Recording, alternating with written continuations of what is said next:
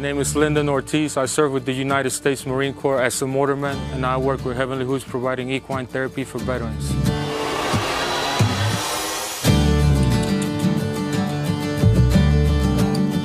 It was my childhood dream to be a Marine probably since I was 12 years old.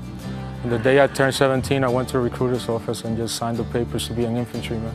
I was stationed in Camp Lejeune, North Carolina, and deployed to Iraq immediately after graduating infantry school. On July 17, I was on a patrol. One of our vehicles was already hit by an IED, and we were a quick reaction force sent to help them out. And on the way there, we got hit by an IED as well. It blew the front of the vehicle out, and I flew out of the vehicle and lost consciousness. I don't remember much of that day. It took me a long time to figure out what was wrong with me as far as PTSD, and I didn't know what any of that was. I mean, I got injured when I was 18. I went through a PTSD treatment program in Miami, which helped me understand what was wrong with me and why I acted the way I did and my behavior. And after that, I started my journey to recovery, and I joined an organization called The Mission Continues. I was looking for a place to volunteer, and I ended up here at Heavenly Hooves. Forward, march!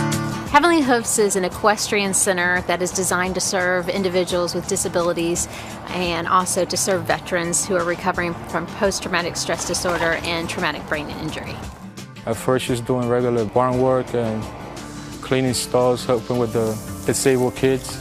And eventually the staff asked me, like, we want to do a veterans program, you think you could help?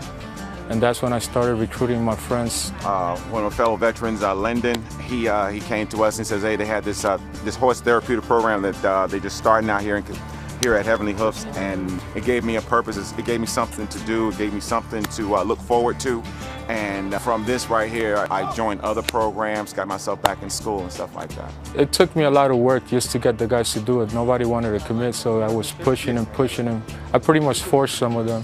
Some of them were even afraid of horses. They wouldn't ride. And just by one of us doing it, the other one started doing it. It feels great. I'd never actually ridden horses all that much before my injury or before coming out here to Florida. Meeting Seymour, this is the horse that I usually ride. He's a great old guy. I've had tons of fun riding him.